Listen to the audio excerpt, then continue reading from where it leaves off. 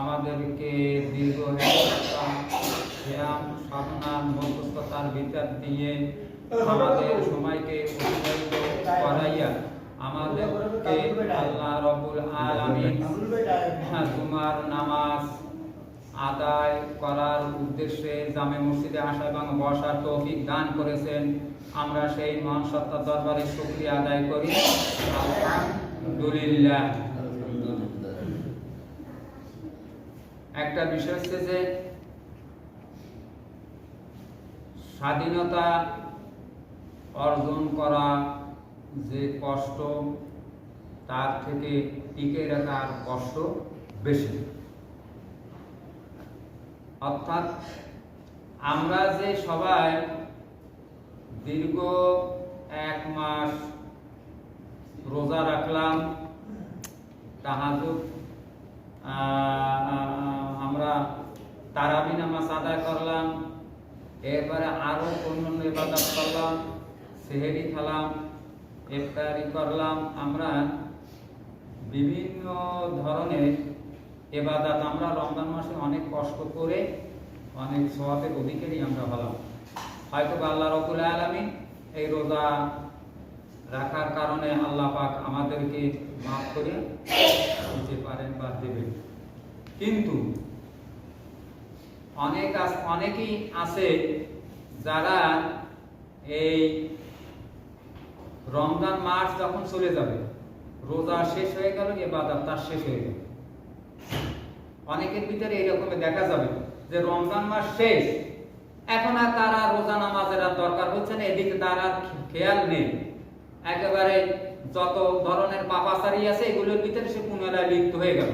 তা আমার তো রমজান মাসে গুনাহ মাফ হলো, এটা ঠিক আছে, এই মাপটাকে আমার ধরে রাখার জন্য, এই স্বাধীনতা অর্জন করে ফেলালাম আমি, কিন্তু এটা ধরে রাখার জন্য আমার যে আবার আগামী 1 বছর আমরা রমজান মাস আবার আসবে, এর আগ পর্যন্ত যত শরীয়তের কার্যক্রম আছে, নামাজ রোজা ইত্যাদি, এগুলো তো আমাদের আদায় করে যেতে হবে। আর আমরা যদি মনে করি যে ওই রমজান মাস চলে গেছে, রমজান মাসে ইবাদত এই যথেষ্ট, আর 11 মাসে এইভাবে আর দরকার না, বিষয়টা এরকমের না।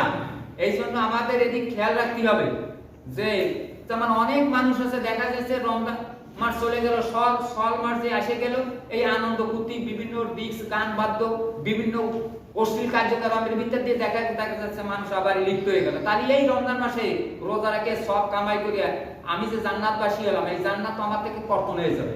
আবার পুনরায় আমি আবার আগের মতন সাবেক গুনাহগার হয়ে গেলাম, আমার গুনাহ মাফ হয়ে গেছে, এই গুনাহ মাফ নেই, আমার কবরে যেতে হবে।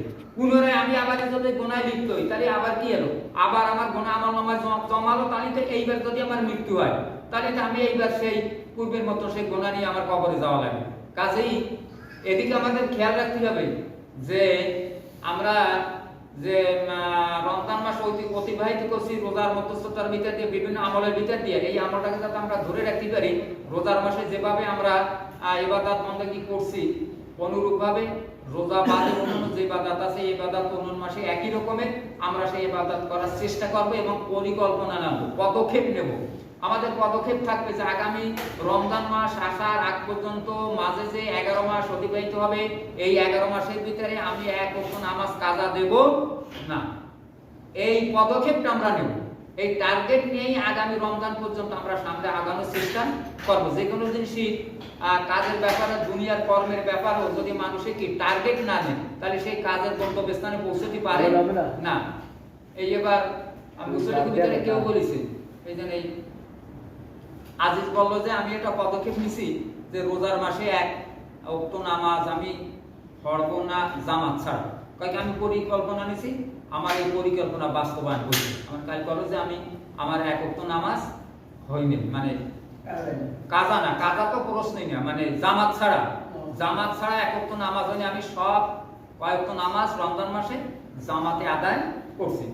এই মসজিদই হোক, হাটে গেলি হাটের মসজিদই হোক, যে জায়গা গেছে সেই জায়গা জামাত ধ্যানে হয়, যে মসজিদে সেই জায়গা সেইভাবে আদায় করছে। তার মানে কি একটা টার্গেট নেয়া। তাহলে আমাদের টার্গেট থাকবে, এই টার্গেটটা আমি দিয়ে দিলাম আপনাদেরকে যে আগামী রোজা আসার আগ পর্যন্ত আমার দ্বারা আমি জামাতের কথা যতদূর পারি আদায় করব। জামাতে যদি নাও পারি, জামাত ছাড়া বলে, অর্থাৎ এক কথা হচ্ছে আমার কি নামাজ কাজা না হয়।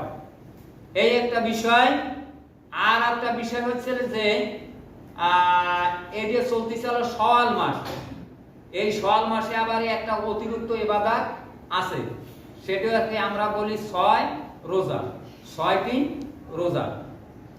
বলা হয়েছে যে আল্লাহ রাব্বুল আলামিন বলেন যে মান জাআ বিল হাসানাতি ফালাহু আশারা আমসালিহা। তার মানে মানুষে যদি কোনো আমল করে, এই আমলের সওয়াব আল্লাহ রাব্বুল আলামিন শুরু করেন 10 দিয়ে, 10 দিয়ে শুরু করেন। 10 থেকে নিচে এলো 10, যে কোনো আমলের সওয়াব 10 গুণ। কয় গুণ? 10 গুণ, 10 গুণ দিয়ে আল্লাহ তাআলা শুরু করেন। আর আমলের পর নির্ভর করিয়া তার সওয়াব বাড়াতে 70 গুণ পর্যন্ত বৃদ্ধি হয়।